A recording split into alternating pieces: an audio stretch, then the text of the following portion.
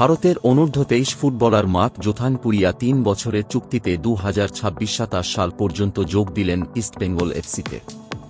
জোথানপুরিয়া একজন বহুমুখী ফুটবলার যিনি মিডফিল্ড এবং রক্ষণ উভয়েই খেলতে পারেন। ইমামি ইস্টবেঙ্গল এফসি পরিবারে জোথানপুরিয়াকে স্বাগত জানিয়ে ইমামি গ্রুপের কর্তা বিভাস বর্ধন আগরওয়াল বলেছেন, মার্ক ভারতের সবচেয়ে বহুমুখী তরুণ খেলোয়াড়দের একজন এবং আমাদের দলে একটি মূল্যবান সংযোজন। ভবিষ্যৎ তার জন্য উজ্জ্বল এবং আমরা তাকে লালন পালন করব যাতে তার সেরা ক্ষমতাগুলো তুলে ধরা হয়।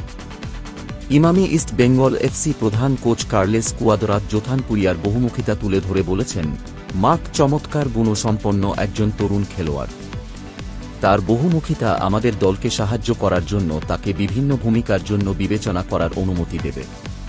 সে আইএসএলের যথেষ্ট অভিজ্ঞতা অর্জন করেছে এবং ফুটবলার হিসেবে পরবর্তী স্তরে পৌঁছানোর জন্য ইমামি ইস্টবেঙ্গলে যোগ দিচ্ছেন এবং তার উন্নতি ও সাফল্য নিশ্চিত করতে আমরা তাকে উপযুক্ত পরিবেশ দেব।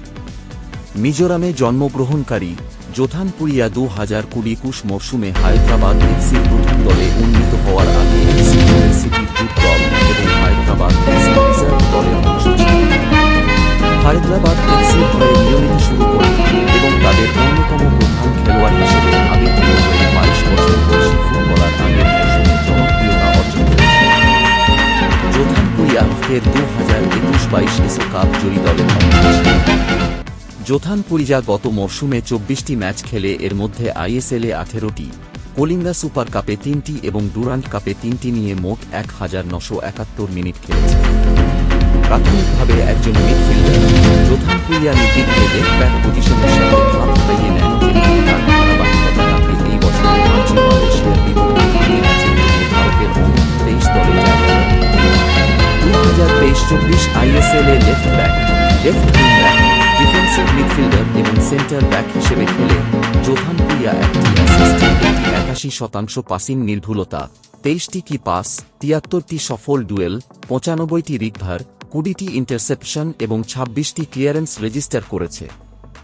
১৮টি ম্যাচে ২৪টি সুযোগ তৈরি করার পাশাপাশি উচ্ছ্বাস প্রকাশ করে জোথানপুরিয়া বলেন, ইস্টবেঙ্গলের মতো বড় ক্লাবের হয়ে খেলা যে কোনো ভারতীয় খেলোয়াড়ের জন্য স্বপ্ন।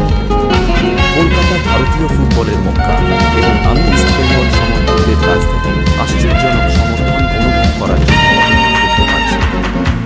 আমার প্রতি বিশ্বাস দেখানোর জন্য আমি কোচ কার্লেস এবং ইমামি ইস্টবেঙ্গল ম্যানেজমেন্টের কাছে কৃতজ্ঞ।